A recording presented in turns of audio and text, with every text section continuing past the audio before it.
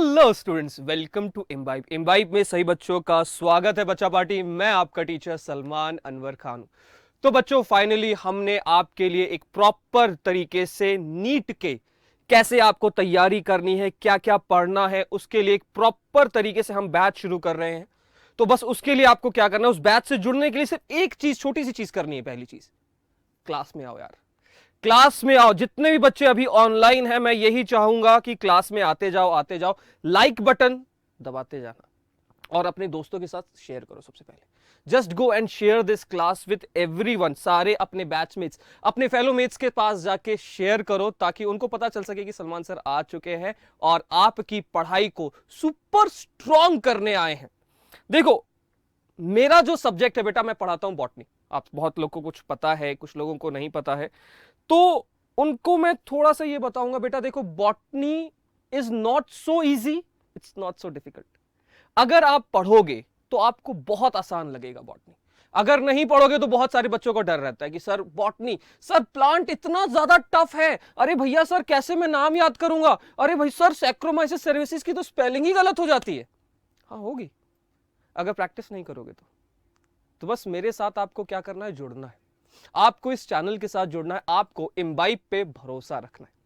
अब इस imbibe app पे आपको काफी सारी, जैसे आपको सबसे पहले क्या करना है, इम्बाइब ऐप को डाउनलोड कर लो जाके।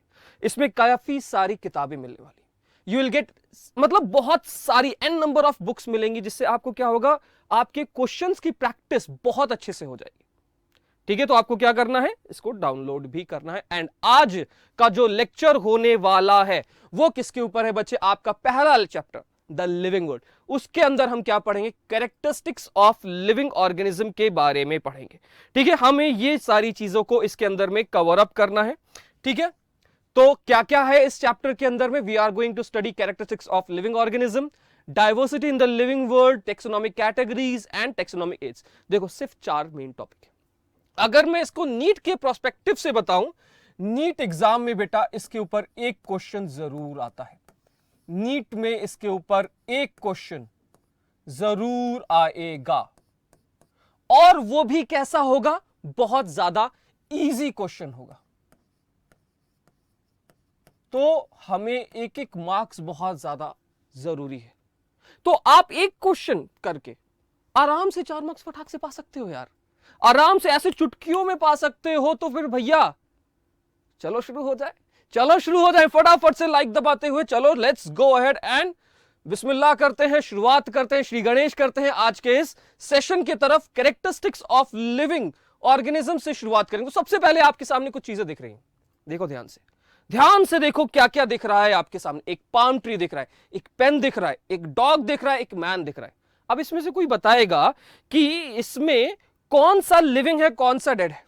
कोई मुझे बताएगा क्या, कौन सा लिविंग है, कौन डेड है? देखो, आराम से देखो और बताओ मुझे, क्या लिविंग है, क्या डेड है इसके अंदर में? पाम ट्री, देखो पाम ट्री दिख रहा होगा आपको, आराम से एकदम खूबसूरत सा पाम ट्री। हमारा ये एक फाउंटेन पेन है। Then we have a beautiful dog and wow and handsome man. आप देख सकते हो इतने सारे चीज।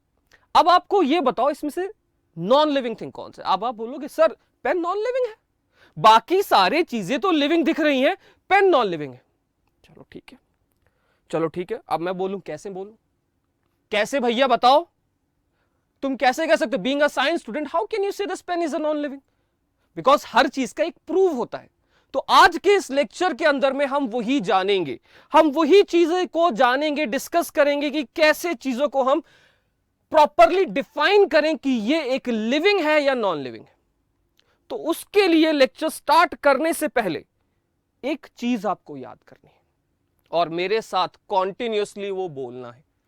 किसी भी चीज को लिविंग या नॉन लिविंग होने के लिए बेटा 2 पॉइंट को फुलफिल करना है। वही चीज मैंने यहां पे लिखी है, organism has to fulfil 2 criteria to prove it's living और नॉन लिविंग। 2 क्राइटेरिया को फुलफिल करना बहुत बहुत बहुत ज्यादा जरूरी बेटा। ये जो 2 पॉइंट है इस चैप्टर के रामबाण है, ब्रह्मास्त्र है, वो याद रख लेना, हिट हुई है वो भी। ठीक है तो पहला पॉइंट क्या है, it should be present in all living organism without any exception. सभी के सभी लिविंग ऑर्गेनिज्म में प्रेजेंट होनी चाहिए, बिना किसी इफ एंड बट के। ठीक है, बिना किसी एक्सेप्शन में सब में प्रेजेंट होनी चाहिए। मेरे में प्रेजेंट होनी चाहिए, आपके अंदर प्रेजेंट होनी चाहिए, आपके डॉग के अंदर प्रेजेंट होनी चाहिए, कैट के अंदर, बफलो के अंदर में, किसी भी चीज के अंदर, लिविंग चीज हो उसके अंदर में प्रेजेंट होनी चाहिए विदाउट एनी एक्सेप्शन।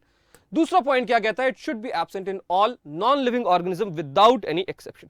तो भैया आपको ये याद करना है, फटाफट से मेरे साथ रिपीट करेंगे बच्चा पार्टी, सभी बच्चे फटाफट से भाई, हो जोश लाओ यार, जोश लाओ, रिपीट करेंगे। It should be present in all living organism without any exception, it should be absent in all non living organism without any exception. ये दो पॉइंट एकदम जहन में उतार लो, रिपीट करेंगे फिर से मेरे साथ। should be present in all living organism without any exception, it should be absent in all non living organism without any exception। ठीक है, याद हुआ कि नहीं, याद हुआ? चलो आगे बढ़ते हैं। तो इसी डिफाइनिंग फीचर्स को हम अपने इन कैरेक्टरिस्टिक्स में पुट ऑन करना है।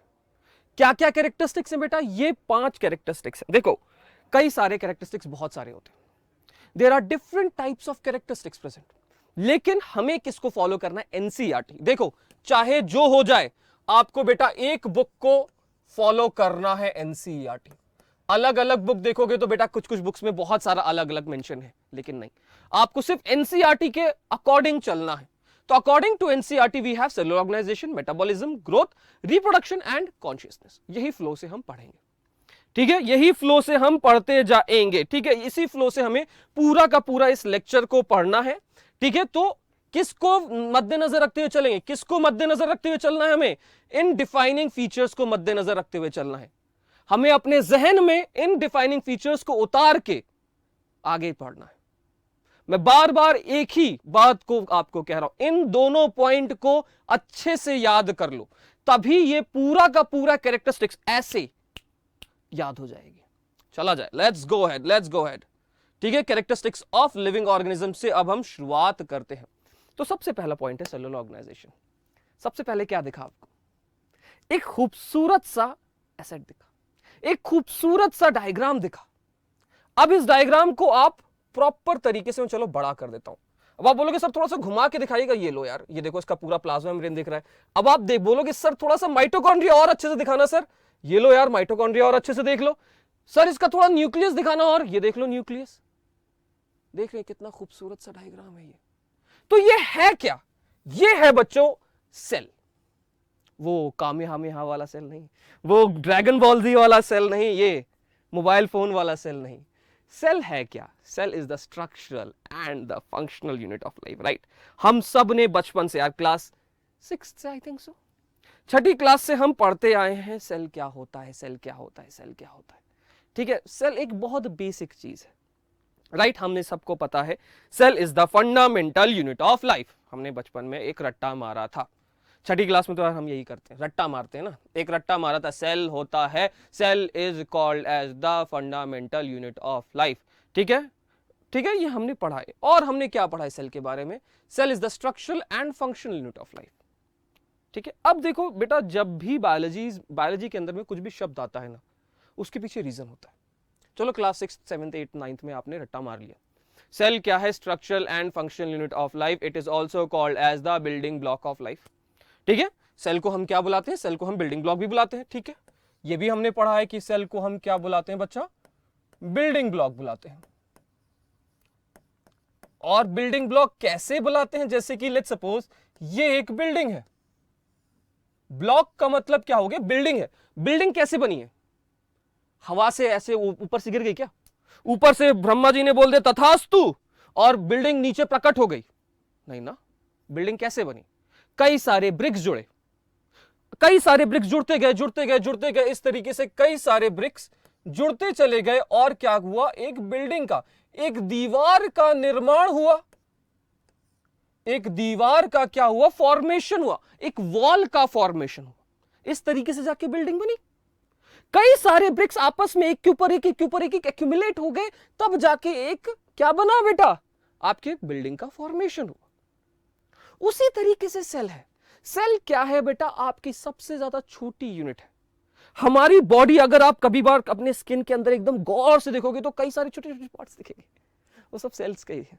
वो सेल्स कंबाइन करके आपके टिश्यूज बना रहे हैं।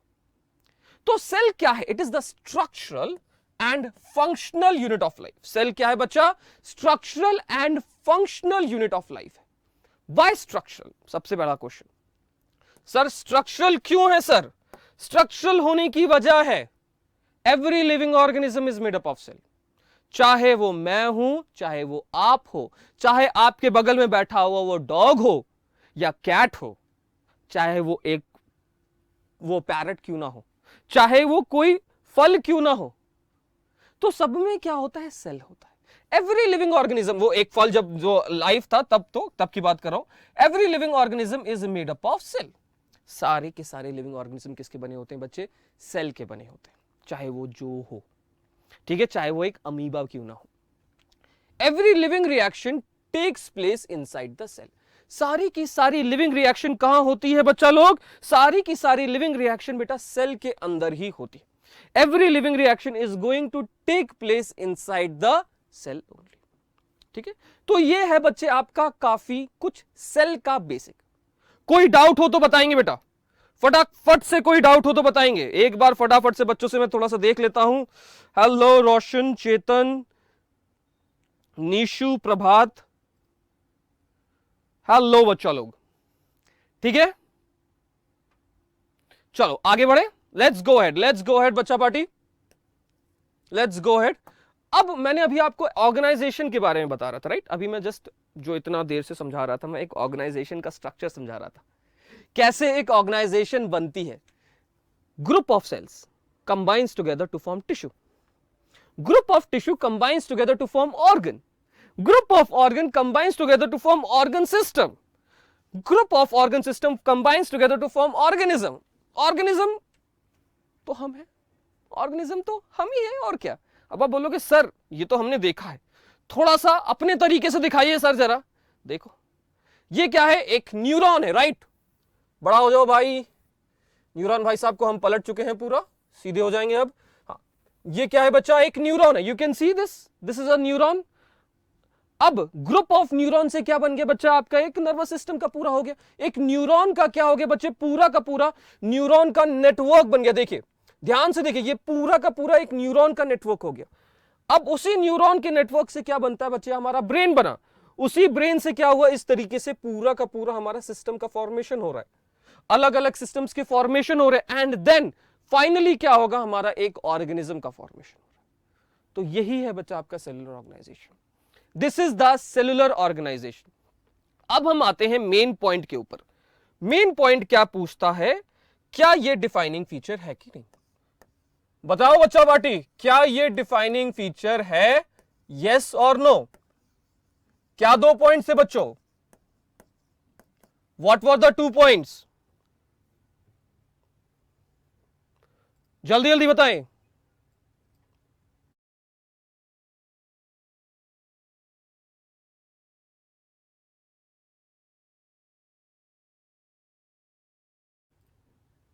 What were the 2 points? क्या थे? पहला point, it should be present in all living organism without any exception.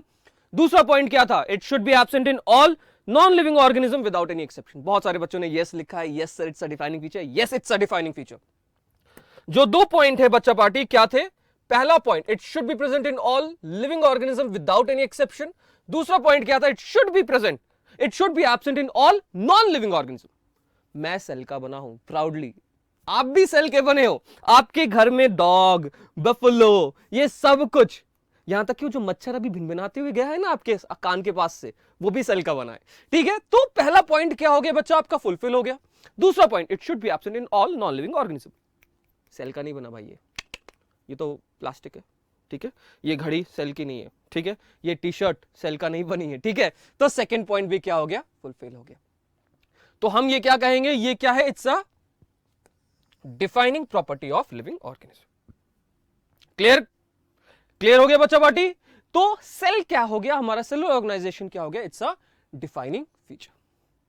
Clear है? चलो आगे बढ़ते हैं।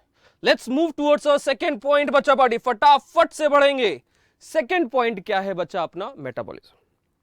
क्लास 10th, क्लास 10th में पहला चैप्टर जो सबसे ज्यादा इंटरेस्टिंग चैप्टर होता है बायोलॉजी का, लाइफ प्रोसेस है। बहुत बड़ा चैप्टर है।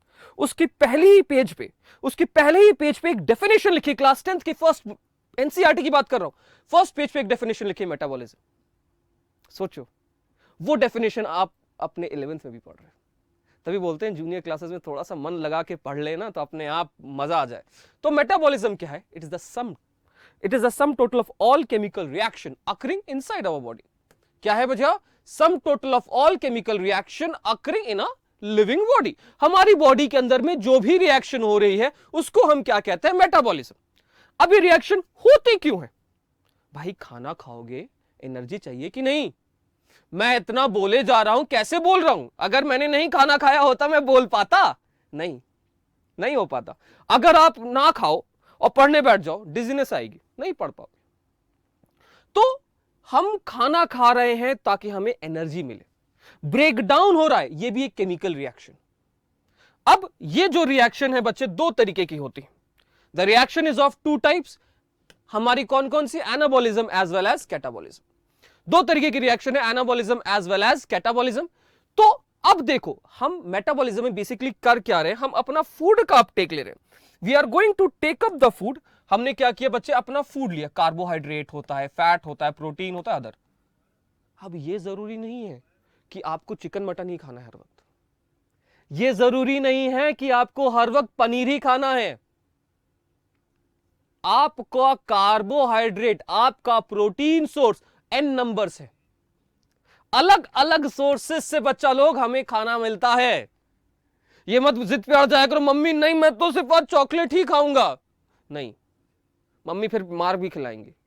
ठीक है, तो हमारा जो फूड सोर्स है, हमारी बॉडी को कार्बोहाइड्रेट, फैट्स एंड प्रोटीन की जरूरत है। नॉट कैडबरी मंच, नॉट वो कोल्ड ड्रिंक, हमें उसकी जरूरत नहीं। तो हमने क्या किया? अपना फूड को लिया, खाया और से एटीपी निकला। चलो इसका एक अच्छा सा विजुअलाइजेशन देख लेते हैं। चलो एक बेहतरीन सा एक विजुअलाइजेशन देखते हैं। Let's see this visualization. तो आप देख सकते हैं बेटा, हमने क्या हुआ इसके अंदर में, देखो ये तो मांस मच्छी भी जा रहा है, सब कुछ खाया और उससे क्या हुआ? एटीपी निकला। एटीपी से हमारी बॉडी बना, हमारी बॉडी ने एटीपी को कंज्यूम किया और क्या हुआ? एक्सक्रीटरी वेस्ट रिलीज आउट हो गया। क्या हुआ? हमने खाना खाया और उससे क्या हुआ? एटीपी जनरेट हुई और फिर एक्सक्रीटरी वेस्ट, जो भी आपका वेस्ट मटेरियल था, रिलीज हो गया। यही तो होता है भाई फूड के अंदर में। यही तो है मेटाबॉलिज्म, यही तो है बेटा मेटाबॉलिज्म। तो मेटाबॉलिज्म के अंदर में हम लोग क्या कर रहे हैं कि दो तरीके के रिएक्शन को कंबाइन कर रहे हैं। दो तरीके की रिएक्शन कौन सी होती है बेटा? आपकी anabolism as well as catabolism. तो सिंपल टर्म पे मैं बात करूं, एनाबॉलिज्म के अंदर में सिंपल टर्म, एकदम बेसिक टर्म पे बात करूंगा। स्मॉलर यूनिट कंबाइन कर रही है to form a complex unit. Simple. कभी बेटा आपको इंग्लिश लिखने में दिक्कत होती है, कभी आप वर्ड्स भूल जाते हैं, तो बस आपको क्या याद करना है? मीनिंग याद करनी है डेफिनेशन की। अपने वर्ड्स में लिखो, अपने वर्ड्स में लिखो। और नीट एग्जाम में तो वैसे भी एमसीक्यू आता है, लेकिन जो लोग स्कूल की तैयारी कर रहे हैं मैं उनसे यही कहूंगा, अपने वर्ड्स में लिखो। ठीक है, तो इसके अंदर में क्या हुआ? Smaller unit combines to form a complex unit. Simple as that. वही हम लिखेंगे यहां पे। हम इतनी टफ डेफिनेशन ना लिख के, चलो एक छोटी सी आपको इजी डेफिनेशन में लिखता हूं यहां पे। सिंपल यूनिट, सिंपल मॉलिक्यूल ने कंबाइन किया,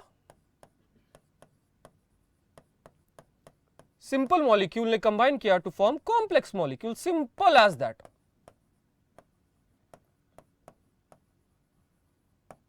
simple as that. Simple molecule मतलब मान के रखिए, एक बहुत अच्छा सा एग्जांपल आया अभी जस्ट। देखो एक दीवार बनानी है मुझे, एक दीवार बनानी है, तो दीवार के लिए क्या चाहिए हमें?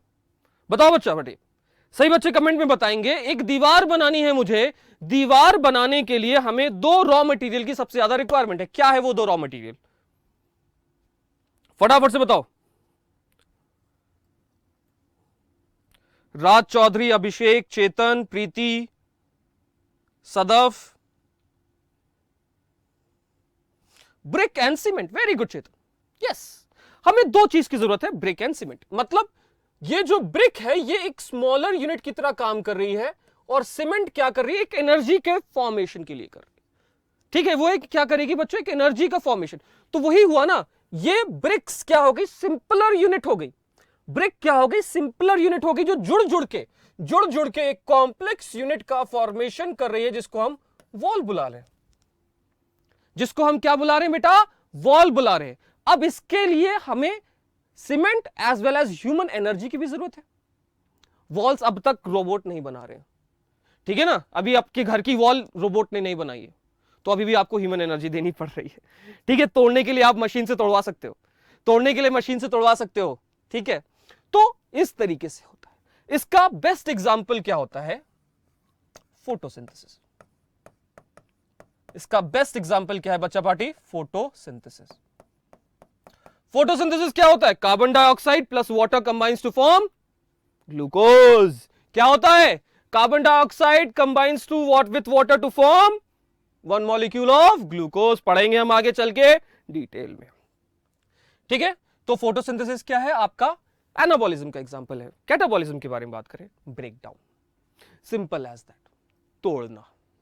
ये वैम्प है घर की, वो सीरियल्स नहीं देखते, सीरियल्स में नहीं होते, एक वैम होती है घर में तोड़ने वाली, वो मान के रखो। तो इसमें क्या हो रहा है, कॉम्प्लेक्स मॉलिक्यूल को हम तोड़ेंगे। This complex molecule is going to break down to form the simple molecule, ठीक है। कॉम्प्लेक्स मॉलिक्यूल को हम क्या कर रहे हैं बच्चों, तोड़ के हम सिंपल मॉलिक्यूल बना रहे हैं, सिंपल एज दैट, कुछ इसमें बड़ा नहीं। मतलब जो दीवार बनाई उसको तोड़ के हमने वापस ब्रिक निकाल ली, ठीक है। एग्जाम्पल क्या है इसका, रेस्पिरेशन। अच्छा, कितने बच्चों को लगता है रेस्पिरेशन और ब्रीदिंग सेम है? कितने बच्चा पार्टी को लगता है कि रेस्पिरेशन एंड ब्रीदिंग सेम है? बताओ। चौधरी साहब, चेतन, अभिषेक, अभी भी बहुत सारे बच्चे नहीं आए हैं। क्या सेम है रेस्पिरेशन और ब्रीदिंग? नहीं बेटा, respiration and breathing are not same. Breathing क्या है, ये है breathing, intake and uptake of gases. Intake and uptake मतलब सांस को अंदर लेना बाहर छोड़ना, is breathing, simple as that. Respiration क्या है, it is the breakdown of food molecule in the presence और absence of oxygen, simple as that. Breakdown of food molecule in the presence और absence of oxygen, simple as that, ठीक है। Very good. तो इसको हम ये बुलाते हैं, तो कभी भी कंफ्यूज मत होना। तो इसका जो एग्जाम्पल है वो क्या है, रेस्पिरेशन। चला जाए बच्चा, ठीक है। अब हमें एक चीज है इसमें, क्या ये डिफाइनिंग फीचर है कि नहीं, सिंपल एज दैट। कोई मुझे बताएगा क्या ये डिफाइनिंग फीचर है? बच्चा पार्टी बताओ, क्या ये भैया लोग डिफाइनिंग फीचर है? डिफाइनिंग फीचर के 2 पॉइंट क्या थे?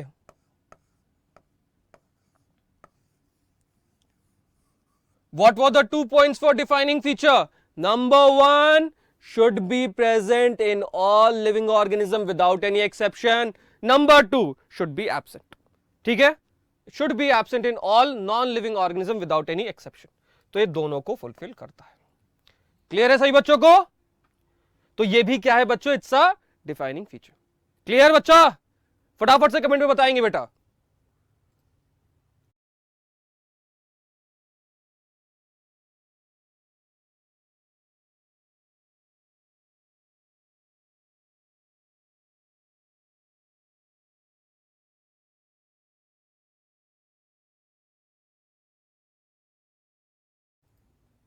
वेरी गुड, वेरी गुड, सबके कमेंट्स आ गए, good.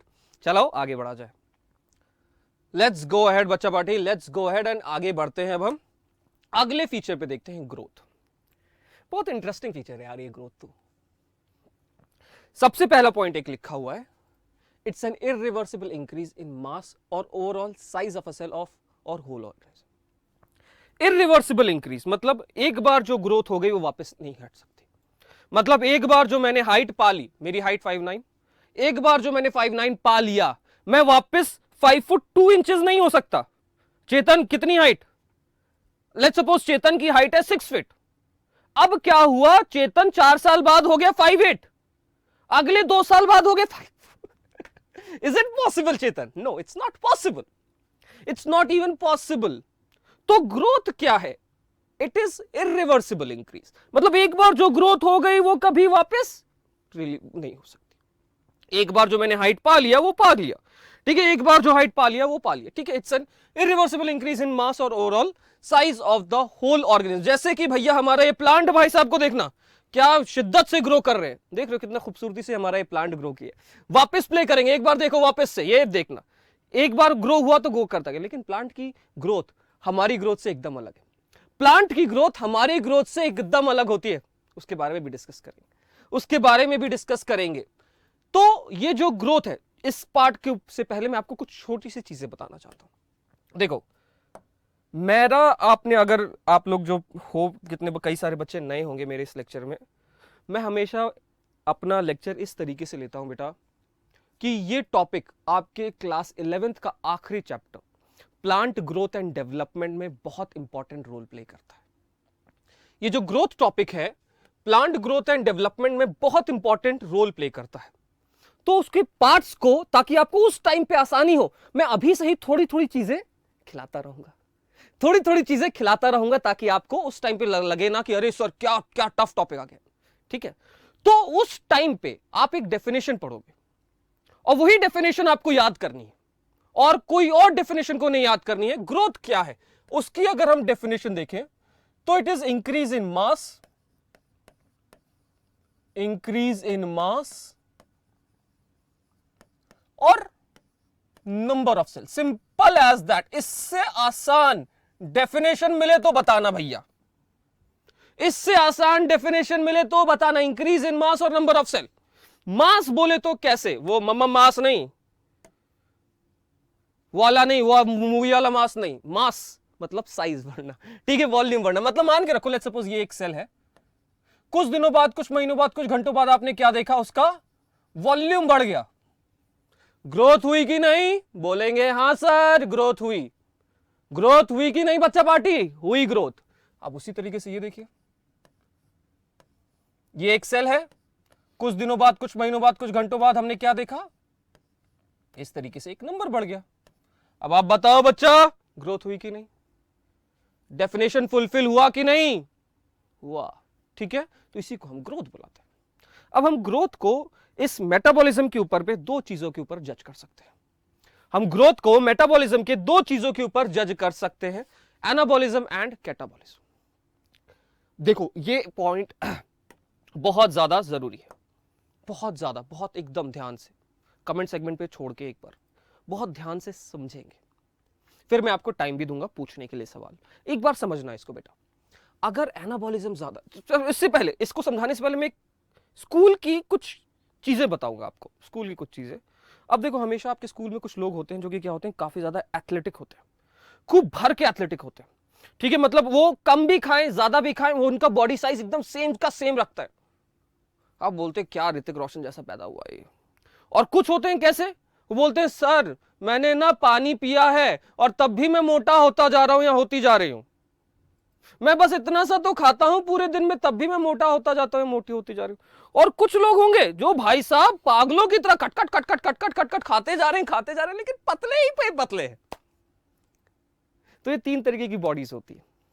There are 3 types of bodies, जिसके बारे में हम आगे चल के कभी इंशाल्लाह डिस्कस करेंगे। 3 तरीके की बॉडी होती है, उसी की बेसिस पे हम जिम करते हैं, ठीक है। तो उसी के कॉन्सेप्ट को हमने यहां पे यूज करते हैं मेटाबॉलिज्म में। तो अगर एनाबॉलिज्म ज्यादा है कैटाबॉलिज्म, एनाबॉलिज्म का मतलब फॉर्मिंग अप, अगर फॉर्मिंग अप ज्यादा है देन ब्रेक डाउन, तब क्या होगा, एक पॉजिटिव ग्रोथ होगी, एक प्रॉपर तरीके से ग्रोथ हो रही है। अगर एनाबॉलिज्म एंड कैटाबॉलिज्म सेम है, मतलब जितना आप खा रहे हो उतना ही आप वेस्ट कर रहे हो, जितना आप खा रहे हो उतना ही आप ब्रेक कर रहे हो, तो आपके अंदर में एक स्टैटिक ग्रोथ है। और कैटाबॉलिज्म ज्यादा है एनाबॉलिज्म से, तब नेगेटिव ग्रोथ होगी। आप बोलोगे सर ये क्या कह दिया आपने, यहां पे आपने इरिवर्सिबल बोला और यहां पे नेगेटिव बोल दिया, तौबा तौबा तौबा, आपने अपने ही बात पे कंट्रोवर्सी खड़ी कर दी। नहीं, कंट्रोवर्सी नहीं खड़ी की है। तो इसमें बेसिकली ये समझ के रखिए, सेल का एक्सपेंशन कम हुआ है, इसके अंदर में बेसिकली वॉल्यूम तो उतनी ही जा रही थी, लेकिन ब्रेकडाउन, मैं यहां पे मेटाबॉलिज्म की बेसिस पे बात कर रहा हूं, ये ध्यान रखना, मैं यहां पे मेटाबॉलिज्म की बेसिस पे बात कर रहा हूं, ये अपने जहन में उतार के रखो। I am talking about breakdown and formation. मैं ब्रेक डाउन एंड फॉर्मेशन की बारे में बात कर रहा हूं। इसके बॉडी के अंदर में ये जो भी था, लेट्स सपोज ये एक बच्चा था जो कुछ सालों पहले मैंने मिला तो खूब मोटू सा था, लेकिन 10 साल बाद जब मिला तो ये भैया एकदम ऋतिक रोशन जैसा दिख रहा था। कभी खुशी कभी गम देखी है सबने? मुझे बहुत पसंद है यार वो मूवी, मेरी मम्मी हमेशा बैठा के दिखा देती थी। तो उसमें क्या था, ऋतिक रोशन पहले एकदम मोटू सा था, फिर एकदम से एकदम भाई साहब एकदम अच्छा खासा सिक्स पैक एब्स के साथ। तो ये कैसे हो रहा? तो हम इसमें क्या कह सकते हैं, उसके अंदर में कैटाबॉलिज्म ज्यादा हो रहा था, ब्रेकडाउन ज्यादा हो रहा है इन वर्सेस टू फॉर्मेशन। तो ये बात जो हम कर रहे हैं, ये जो नेगेटिव ग्रोथ यहां पे जो हम बात कर रहे हैं, ये मेटाबॉलिज्म रिलेटेड है, ये याद रखिएगा। ये मैं मेटाबॉलिज्म रिलेटेड बात कर रहा हूं, ग्रोथ रिलेटेड। क्लियर है? चलो आगे बढ़ते हैं।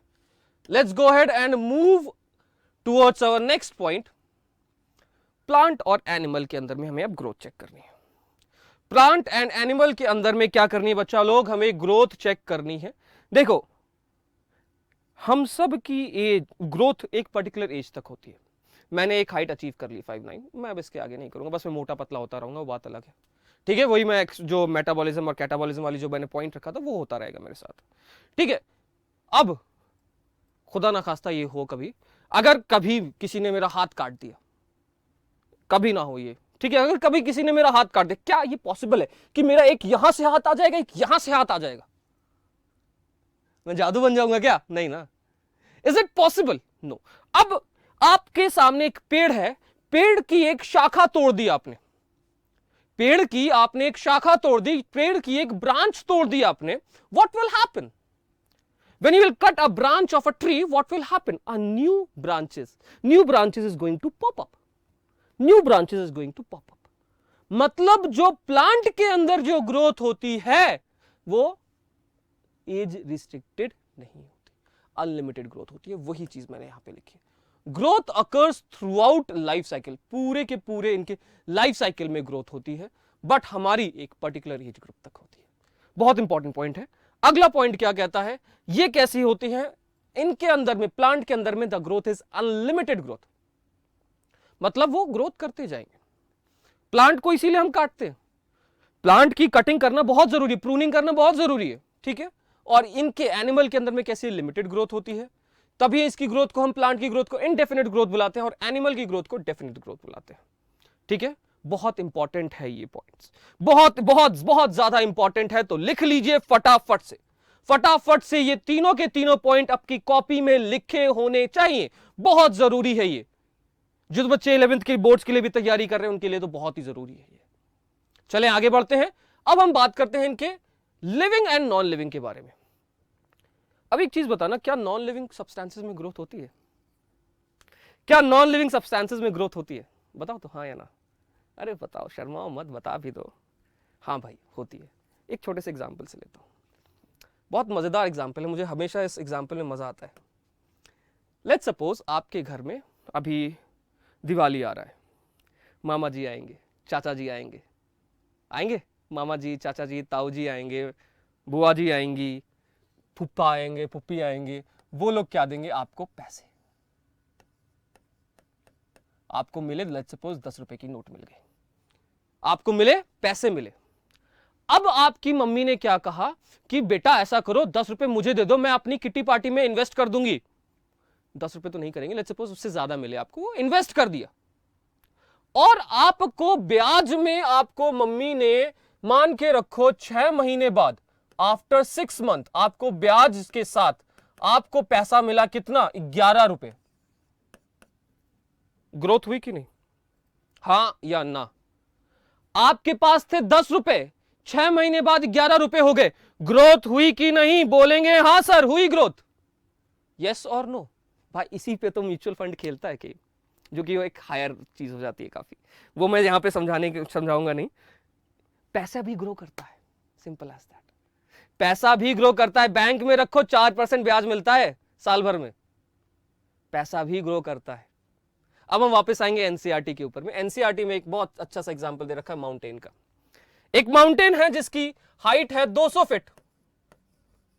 अब इस पे क्या हुआ, विंटर्स के टाइम पे अच्छी खासी बर्फबारी हुई, काफी ज्यादा, मतलब हमारे काफी ज्यादा बर्फ गिरी।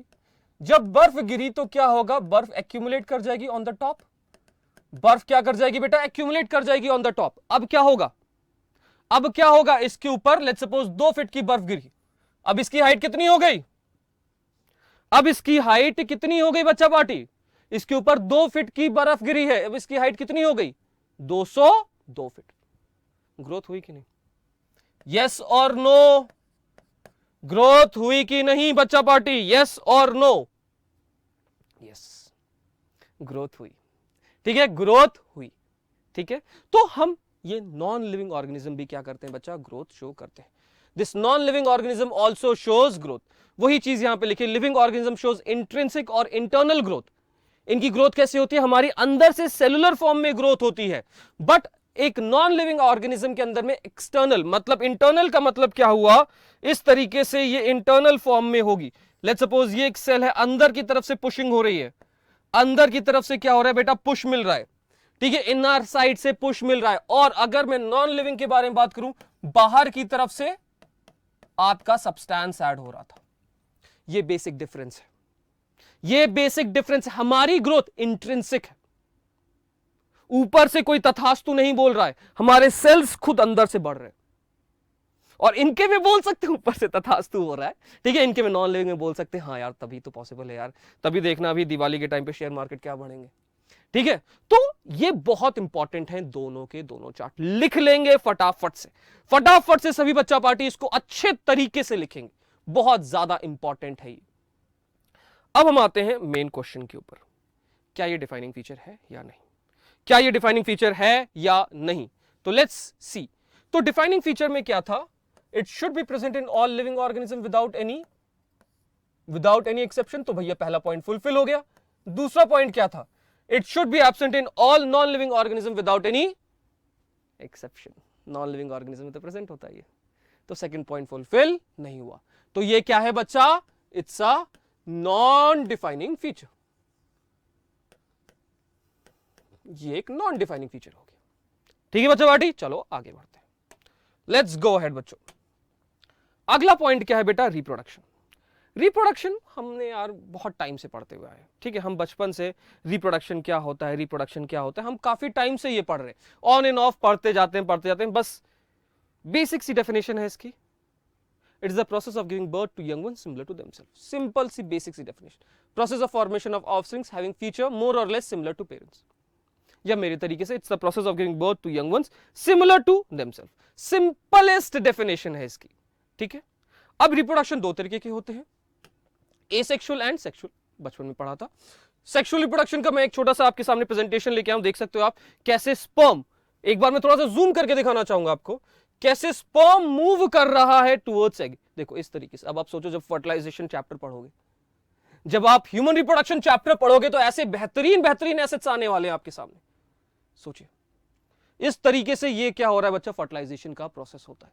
This is how the entire fertilization occurs. इस तरीके से स्पर्म मूव करते हैं टुवर्ड्स द ओवा और उसका zona pellucida and all layers break करके अंदर मूव करते हैं। ठीक है, तो दो तरीके के रिप्रोडक्शन होते हैं, सेक्सुअल एंड एसेक्सुअल। तो let's start with the asexual first. ठीक है, तो उससे पहले मैं आपको एक वीडियो इसके दिखाना चाहूंगा, just go ahead and see once.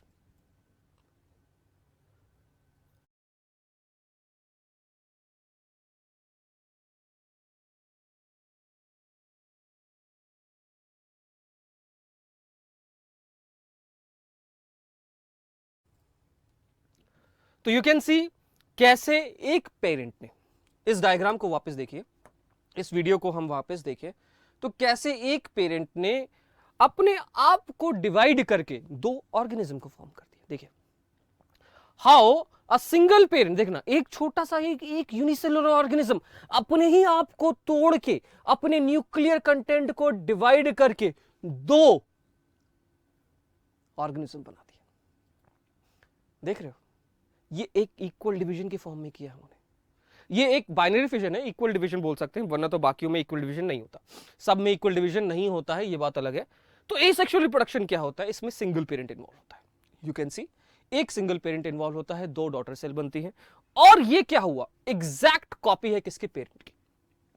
Exact copy है किसके बच्चा पार्टी, पेरेंट की होती है ये। तो इसमें क्या है, single parent is involve, only one parent is involve, ठीक है। ये कैसे होते हैं, यूनिपेरेंटल इन नेचर है, एक ही पेरेंट इन्वॉल्व होते हैं, कोई फर्टिलाइजेशन ऑफ गेमीट नहीं। स्पोर फॉर्मेशन एग्जाम्पल अगर हम बात करें, ये देखो ये एग्जाम्पल्स बहुत ज्यादा इंपॉर्टेंट है, आपको याद करने हैं सारे के सारे example. Spore formation in algae fungi, binary fission in bacteria, budding in east and hydra, और भी है जैसे फ्रेगमेंटेशन है, ये सारे आपको याद करने हैं, ये सारे आपको कॉपी में लिख लिख के याद करने हैं, ठीक है Chetan. AIIMS Delhi, growth is an irreversible increase, yes, क्या बोलना है बताए, ओके गुड, चला जाए आगे बढ़ा जाए, चलो। तो ये बेसिक था यार, ये काफी ज्यादा बेसिक चीजें हैं जो कि आप बचपन से पढ़ते हुए आ रहे हो एकदम। देखो पहला चैप्टर तो इसीलिए बहुत बेसिक होता है बायोलॉजी का।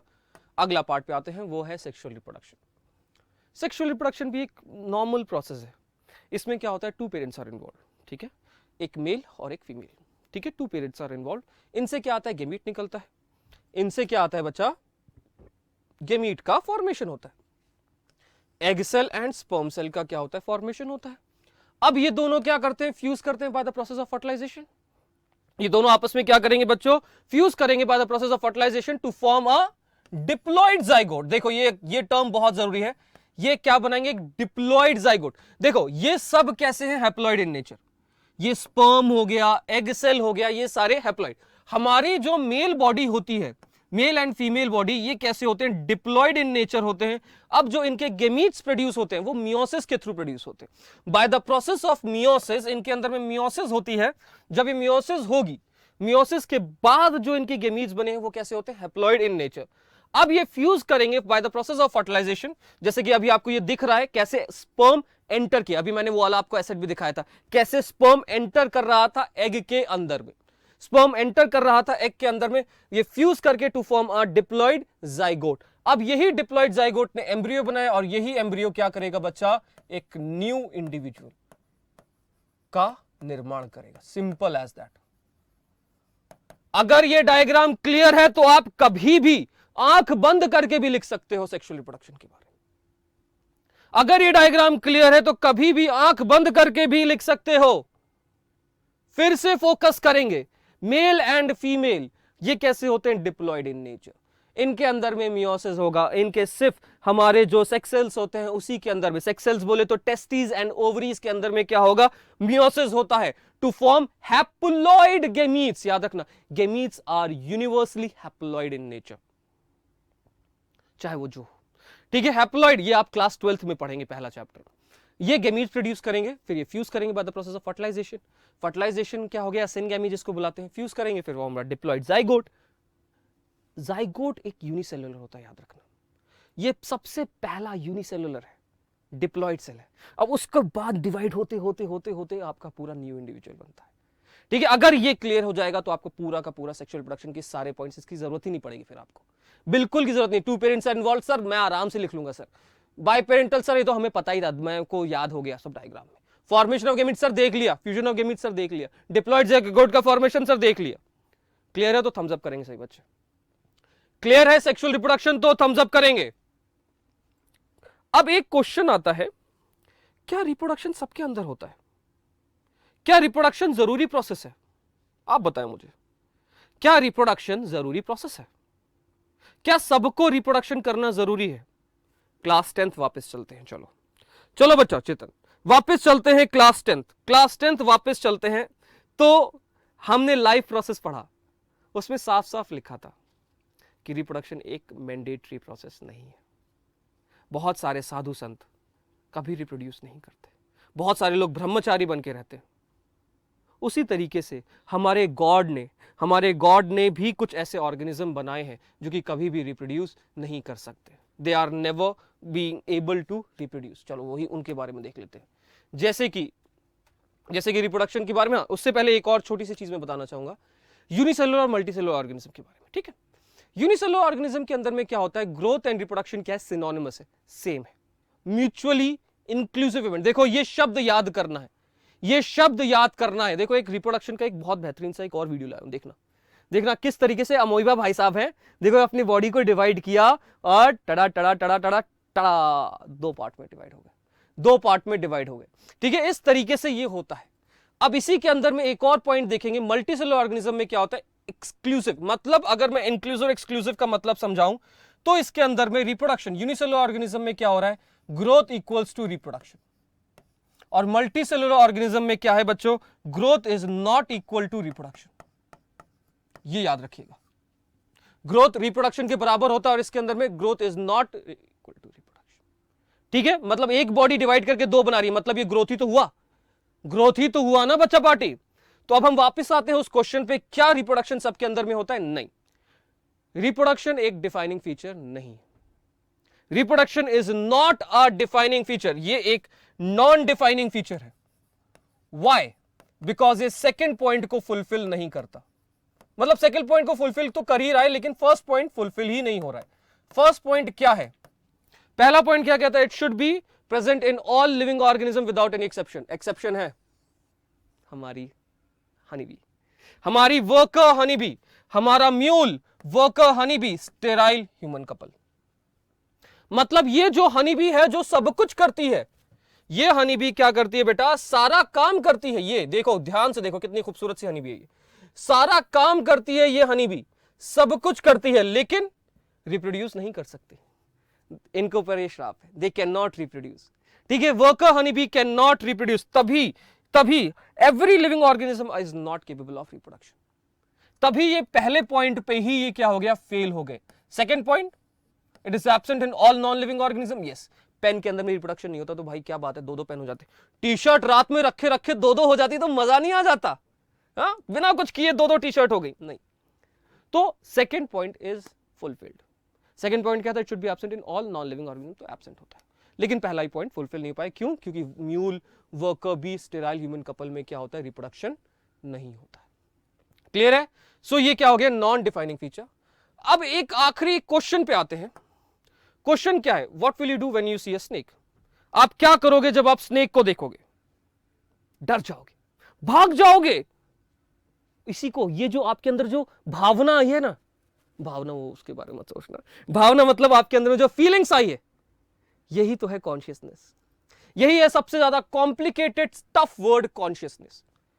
आप क्यों बैठे हो क्लास में आपको पता है, मैं क्यों खड़े होकर पढ़ा रहा हूं मुझे पता है। एक डॉग को क्लास अपने बगल में बैठा के क्लास दिखाना, बोलना कि नहीं ये आएगा नीट में, वो सुनेगा क्या? नहीं सुनेगा, वो कतई नहीं सुनेगा, भाग जाएगा। कॉन्शियसनेस बहुत जरूरी है। तो कॉन्शियसनेस क्या है? It is the ability to sense the environment and respond to it. जैसे कि मैंने पेन फेंका, कैच किया, ये क्या था, एक रिस्पॉन्स था कि मैंने पेन फेंका, कैच किया। लेट्स सपोज ये स्क्रीन बहुत गर्म होती, छूते ही एक रिएक्शन आता है, छूते ही एक रिएक्शन आता है, ये भी क्या एक रिस्पॉन्स है। अब आप बोलोगे सर ठीक है, ठीक है मैंने मान लिया इसमें रिस्पॉन्स होता है, सब लिविंग ऑर्गेनिज्म में रिस्पॉन्स हो रहा है, लेकिन मैं एक प्लांट पे, पेड़ पे पत्थर फेंक के मारता हूं, उस पर तो कोई रिस्पॉन्स नहीं होता। हाँ, प्लांट का जो रिस्पॉन्स है बेटा वो अलग होता है। प्लांट्स ऑल्सो शोज रिस्पॉन्स, यहां पे एक पॉइंट मैंने साफ साफ लिखा है, प्लांट्स भी रिस्पॉन्स शो करते हैं, लेकिन जो प्लांट का रिस्पॉन्स है वो कैसा होता है, वेदर से रिलेटेड है। वो वेदर से रिलेटेड होता है, ह्यूमिडिटी से रिलेटेड होता है, टेम्परेचर से रिलेटेड होता है। ध्यान रखेंगे। मतलब एक बात बताओ, मैंगो को कैसे पता चलता है कि गर्मी आ गई?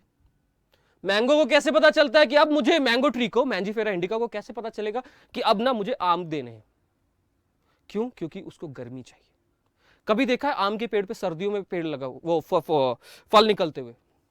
सर्दियों में फल नहीं देता आम का पेड़, आम का पेड़ हमेशा गर्मी में देता है। क्यों? क्योंकि एक पर्टिकुलर टेम्परेचर चाहिए उसके लिए। एक मेन पॉइंट क्या है, human beings are only organism which are aware of themself. मतलब हम अकेले एक ऐसे ऑर्गेनिज्म है जो कि क्या है, सेल्फ अवेयरनेस शो करते हैं। हमें सबको पता है हम क्या कर रहे हैं। अगर नहीं पता है तो भैया आज का समय लो और सोचो और बैठो, आज का समय लो, सोचो और बैठो। हमें सबको पता होना चाहिए, एक गोल, एक लक्ष्य बहुत जरूरी है। Self awareness is very much important, और कॉन्शियसनेस एक डिफाइनिंग फीचर है।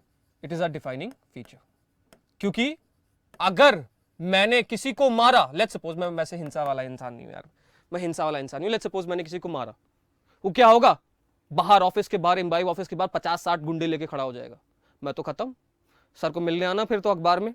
अब मैं क्या कर रहा हूं, इस पेन को मार रहा हूं, मारे पड़ा बट मारे पड़ा। अब क्या होगा, पेन अलग अलग स्टूडियोज में जाके अपने भाई बहनों को इकट्ठा करेगा क्या, नहीं ना। क्यों, क्योंकि इसके अंदर में कॉन्शियसनेस नहीं है। मैं टी शर्ट को मार रहा हूं, कुछ टी शर्ट अपने गुंडों को लेके आएगी, नहीं। लेकिन बच्चे, अगर मैं किसी ह्यूमन को मारूंगा क्या होगा, वो तो भैया अपनी पूरी छोटा डॉन की गैंग लेके आ जाएगा और फिर तो मैं खत्म। ठीक है, वैसे ही आपके पतले दुबले से सर हैं, खत्म। हाँ, तो ये पॉसिबल नहीं है। ठीक है, तो ये क्या है, एक डिफाइनिंग फीचर है, क्योंकि ये एक नॉन लिविंग थिंग, मैं इसको जितना भी मारूं पीटू कुछ नहीं होगा। ठीक है, it's a non living thing. ठीक है बच्चा पार्टी, तो ये था पूरा का पूरा lecture about your characteristics of living organism. ठीक है, अब हम करेंगे छोटे से कुछ क्वेश्चंस, फटाफट से इसका जवाब देंगे बच्चा लोग, जल्दी जल्दी करके फटाफट से सही बच्चे इसका जवाब देंगे, जल्दी जल्दी करके, बी क्विक गाइज। बहुत आसान सा क्वेश्चन है यार, विच इज और not are defining characteristics of living organism. एक भी हो सकता है, दो भी हो सकता है, फटाफट से आंसर बताएं, फटाफट से बच्चा पार्टी आंसर बताएंगे जल्दी जल्दी करके। इसमें से which are not are defining characteristics of living organism, इसमें से डिफाइनिंग कैरेक्टरिस्टिक्स नहीं है, कौन सा नहीं है बताओ जल्दी जल्दी। अगर मैं डायरेक्ट आंसर की तरफ बढ़े तो देखते हैं, चेतन ने आंसर दिया है B and D are defining feature. Okay बेटा, यहां पे नॉट वर्ड लिखा है, ध्यान रखना, नॉट। क्वेश्चन में ये ध्यान रखना है क्या पूछा गया, नॉट। तो नॉट क्या क्या है, growth and reproduction, growth and reproduction. Submit करते हैं, टड़ा, करेक्ट आंसर ए और डी था। अगला question, in unicellular organism reproduction is not related to growth, true और फॉल्स। गुड गुड बच्चा पार्टी, गुड मनी। चले आंसर की तरफ बढ़ते हैं बेटा, बहुत आसान सा क्वेश्चन है। In unicellular organism reproduction is not related to growth, नहीं, फॉल्स स्टेटमेंट है। ये रिलेटेड होते हैं, मैंने क्या बताया था, ये एक इंक्लूसिव इवेंट है, growth equals to reproduction. Submit करते हैं, देखते हैं, ये करेक्ट जवाब। तो बच्चा पार्टी हमने क्या क्या देखा डिफाइनिंग फीचर, बहुत इंपॉर्टेंट समरी है ये, बहुत इंपॉर्टेंट समरी है। 3 डिफाइनिंग फीचर है, कौन कौन से, growth, reproduction, consciousness, 3 defining feature. एक सेकेंड, ठीक है, इसके अंदर डिफाइनिंग फीचर के हम आगे और भी देख लेंगे। ठीक है बच्चा party, so what do you think is the most useful characteristics of life that advance the existence of living organism on earth and why, आपको ये बताना है। ठीक है, आपका आज के कमेंट सेगमेंट में यही जवाब देना है। ठीक है बच्चा पार्टी, तो चलो बच्चों, आज की इस क्लास को हम यहीं पर समाप्त करते हैं। क्लास कैसी लगी कमेंट सेगमेंट में जरूर जरूर जरूर बताएंगे, एंड आपको लाइक शेयर एंड सब्सक्राइब तो करना ही करना है। ठीक है, आगे चल के और भी क्लासेस होनी है, इम्बाइब ऐप को डाउनलोड करो फटाफट से आके। ठीक है बच्चा लोग, तो मैं आपका टीचर सलमान अनवर खान आप सभी से अलविदा लेता हूं। Thank you students, bye bye students. Keep imbibing. We believe in you.